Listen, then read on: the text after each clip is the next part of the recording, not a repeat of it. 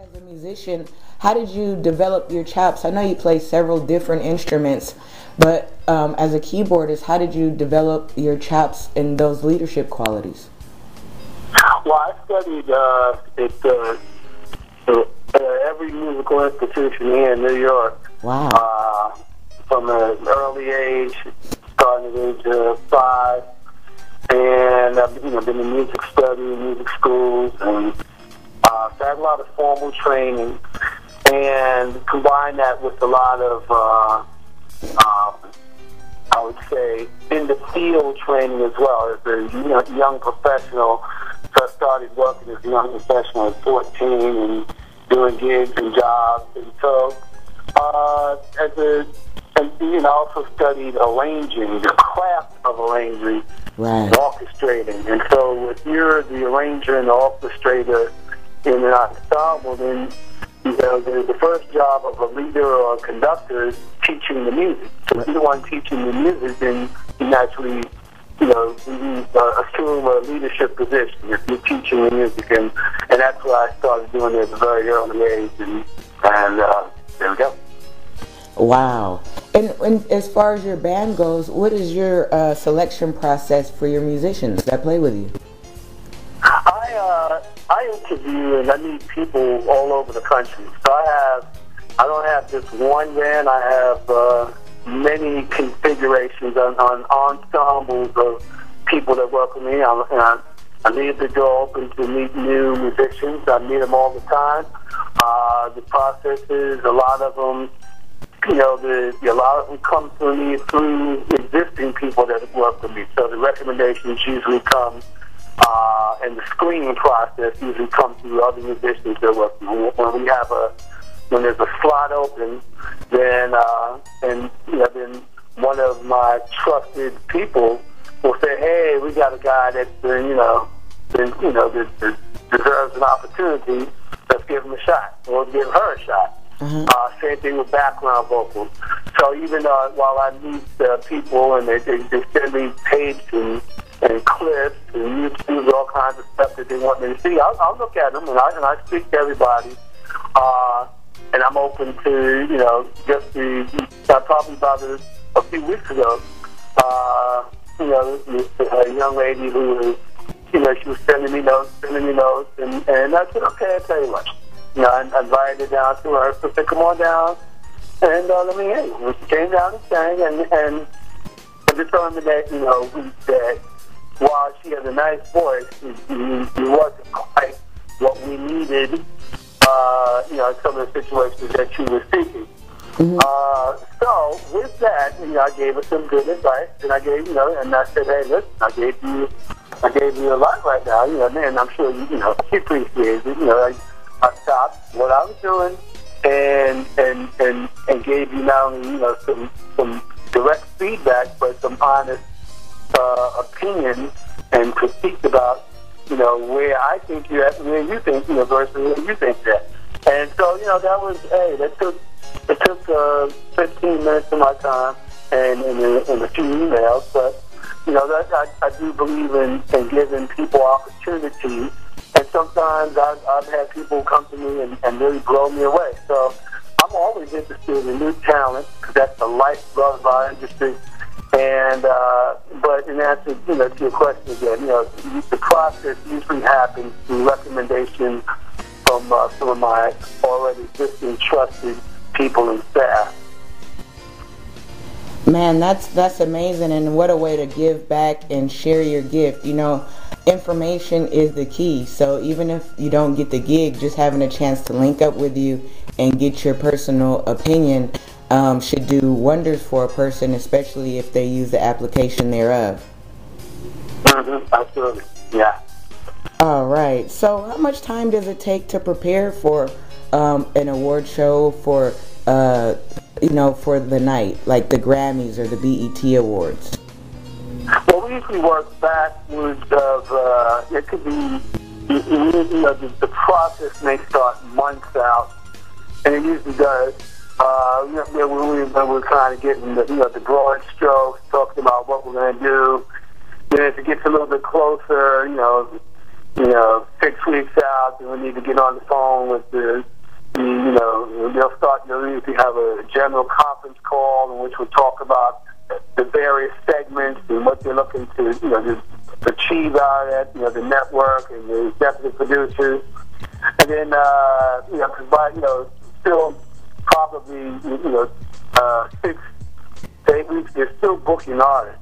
So until they actually confirm the artist, then, they can't get nuts and bolts with it. I can kind of get an idea.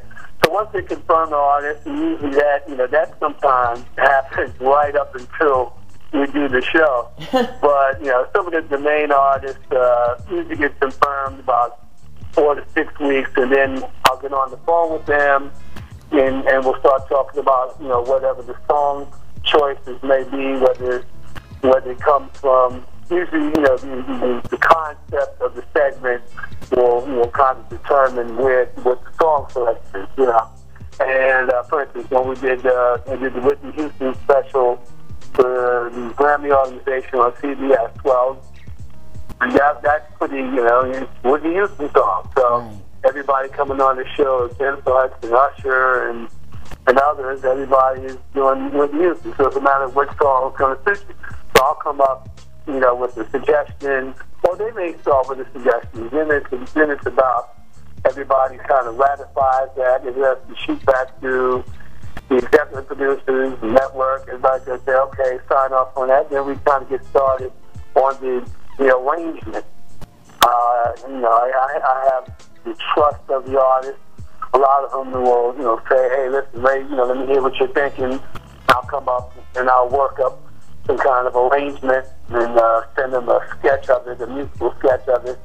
Sometimes I'll do it in my studio, or other places, but, they want to be able to hear what I'm thinking. And I'll send them that, they'll send me comments back, and then we'll kind of go back and forth. I'll do that with each artist, and so a show with I do a show, The Celebration of Gospel, which we'll do 20 artists, which is a lot, or we'll do, we'll probably do about 20 songs and maybe 20 artists or maybe 15, but it's still a lot. And so, we have to do that same process through all the artists. We have to go back and forth, make sure that we're locked in. By the time we're doing that, before we know it, we're about, a week or two out. And then a week out, we start our rehearsal process. In the rehearsal process, the process of determining how much rehearsal time we need is directly proportionate to the amount of songs that we have. So if we have 20 songs, well, I need more hours. If I got 5 songs, I don't need, all those hours, any less hours, So that's pretty much it. That's what's up. And as far as working on American Idol, I mean, that's a huge world-renowned show. You've definitely worked through the years to earn that position. There's a different cast of selected contestants that go on and going through their material. Talk to us a little bit about that. Yeah, well, that's the process is that I treat them with the same kind of professional approach that I do major stars that I've worked with, and I let them know that. Okay. And that's not to say that they don't really know that walking indoors, because they don't. These contestants have really no idea of what is in store for them. They know what they've seen on TV, but they don't know what it takes to get from that big stadium or arena that they're standing in line to be down to the top 10, and then down to the top 3, and then one of them is going to actually be the winner. So it's a long, huge process, and it involves everything I've told you times the amount of contestants and every week. Whoa. So everything I told you, all the preparation we have to do that every week, and the amount of songs usually stays about the same, even when the contestants get numbers. So the top 10, everybody's doing one song, per show. When it gets down to 5, then they start doing 2 songs each, and so forth and so on. It's a lot of work. There's a lot of scrutiny from network and executive producers. There's a lot of anxiety from the contestants. Right. Then there's the non-professionals. They've never been in anything like this, and they're very nervous a lot of times. And so part of it is me also reassuring them that their musical support, they have no reason, there's no reason to be anxious about that, and to also assure them that that as long as they get up there and put their best performance applied and on display, then that's what they should stand behind. Don't try to turn into somebody else. A lot of them, are still trying to find themselves as artists. So yeah, that's in the contest situation, then you have those who are always looking over their shoulder to see what the other one's doing. That's very interesting. That's what's up. What are some highlights in your career that have just blown your socks off? Some opportunities, some places that you've been? Well, the clear highlight that would stand out, most is the inauguration of Barack Obama, and that I did his ball. His ball was called the Neighborhood Ball. That was the first ball. That was, everything about it was determined by him and his team. Mm-hmm. That was it was on CBS prime time. I'm sorry, ABC prime time, and we had a huge lineup of the world's absolute greatest stars. No other occasion will have a lineup like this, and I was responsible to deliver all of the music to make sure everything is in line.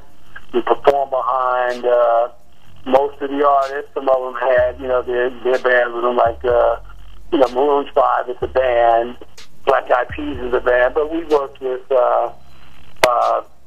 Mariah Carey, Mary J. Blige, Shakira, Alicia Keys, Sting, Stevie Wonder, lots of folks, putting all the performances together. It was live TV, the historic event that it was. Right. Was huge. All of Washington is, focused on that. Matter of fact, the whole world was. Right. But, the event is huge. So that was a career highlight. And who are some of your mentors? Quincy Jones was one of my mentors. I met him at an early age, 17, and I had been studying his music and studying his career for a long time, and getting to know him personally was something that enriched my growth, and getting some personal advice and tidbits and just anything that you might say that was enriching my my soil, so to speak. And I met him through my other mentors, Nick Ashford and Valerie Simpson. Wow. Who took me under their wing at that same age, and made a lot of things happen for me. They believed in me. They empowered me as their musical director at a young age, and I traveled all over the world with them. Recorded almost every record that we did, not only with them, but with other people as well. TV introduced me to a lot of stuff, introduced me to the New York recording scene that was really in full bloom at that, during that time. So, yeah, those are my mentors. That's what's up. Some of my mentors, yeah. So, do you have anything coming up special that you want us to look out for? Yes, I am, my wife and I, Vivian Scott Shue, we are producing the closing night of Megafest, T.D. Jakes' Megafest in Dallas, Texas. This is August 31st. Huge event. It's a 3-day event culminating in a big concert at the American Airlines Arena in Dallas, Texas. The festival covers many things, that they do in the festival. I know that Oprah's involved. I know that they have, all kinds of things happening. My job is to co-produce along with Bishop Jakes' team, my wife, and musically direct the closing night concert. That's coming up August 31st. Huge. I know they expect over 500,000 people, circulating throughout the festival. The American Airlines Arena holds 30,000. So it's going to be pretty easy. We really appreciate your time. We want to let you go so you can start preparing for that event and getting your revisions done and things of that nature. Hi, Sharon. Take care. Bye-bye. Bye-bye.